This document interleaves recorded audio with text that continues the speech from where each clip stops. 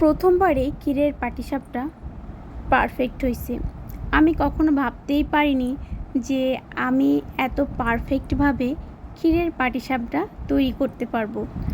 ওই যে কথায় আছে না, চেষ্টা করলে অবশ্যই সফল হওয়া যায়।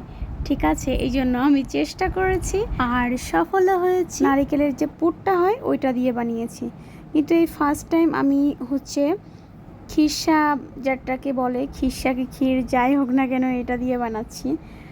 বাসাতে নারিকেল ছিল না। আমি যখনই বাড়ি যেতাম অথবা আমাদের বাড়ি থেকে যদি কেউ আসতো তো নারিকেল নিয়ে আসতো অথবা আমি নিয়ে আসতাম, কিন্তু এবার কেন জানি আমি নারিকেলটা নিয়ে আসি নাই। তাই আর কি খেতে ইচ্ছা হচ্ছিল, তো কী করা ওই মুহূর্তে মানে বাইরেও আর কি যাওয়া যাচ্ছিল না। তাই কি করলাম, এই যে দুধ ছিল আর চাউলের গুঁড়া ছিল, ওইটা দিয়ে আমি খিরসা বানিয়ে নিয়েছি। খিরসাটা আমার ঠান্ডা হতে থাক, আর এদিক থেকে দেখেন আমি গোলাটা গুলে নিয়েছি যেটা লাগবে। আমি দুধটা কিন্তু আগে থেকেই জাল করে রেখেছিলাম, দুধ দিয়েই তৈরি করব। অলরেডি গোলাটা তৈরি করেই ফেলেছি। দুধ, চিনি আর চাউলের গুঁড়া দিয়েছি আর অল্প একটু ময়দা দিয়েছি। যেহেতু চাউলের গুঁড়াটা আমার অনেক দিন শুকানো, বাড়ি থেকে নিয়ে আসা, শুকিয়েই নিয়ে আসা, এই জন্য আমি অল্প একটু ময়দা দিয়েছি যাতে করে একটু সফট হয় আর কি, এই আর কি। তো আমি এই যে দিয়ে দিচ্ছি গোলাটা এক এক করে পিঠা তৈরি করার জন্য। আর এই যে পুরটাও দিয়ে দিচ্ছি। এখন সুন্দর করে সেট করে নিচ্ছি। আর এই যে আমি কিন্তু একটু তেল ব্রাশ করে নিয়েছিলাম। এই যে সুন্দর করে বানিয়ে নিয়েছি, এই তো হয়ে গিয়েছে। খুব সুন্দর হয়েছিল, অবশ্য মজা হয়েছিল খেতে।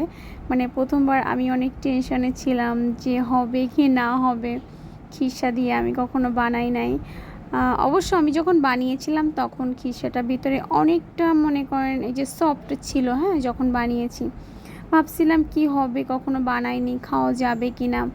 হ্যাঁ, তো বানানোর 1 ঘন্টা আধা ঘন্টা পর থেকেই মানে ওইটা মানে একদম পুরোপুরিভাবে সেট হয়ে গিয়েছে, না নরম না শক্ত, মানে একদম পারফেক্টভাবে খাওয়ার মতো হয়ে গিয়েছিল। ঠিক আছে, আর এই যে আমার সবগুলোই বানানো হয়ে গিয়েছে। তো সবগুলো বানানোর পর অ্যাট লাস্ট পুরো লুকটা আমি এই যে রান্নাঘর থেকে ভিডিও করে দেখাচ্ছি। আর শ্রুতির বাবাও খেয়ে কিন্তু অনেক ভালো বলছিল, যে সে বলছিল যে প্রথমবারে আমি এত সুন্দর বানাতে পারবো, সেও কখনো ভাবে নাই। তাই তো আমার ভিডিও আজ এ পর্যন্তই, আর বেশি বড় করতে যাচ্ছি না। পরবর্তী ভিডিওর আমন্ত্রণ জানাচ্ছি। টাটা।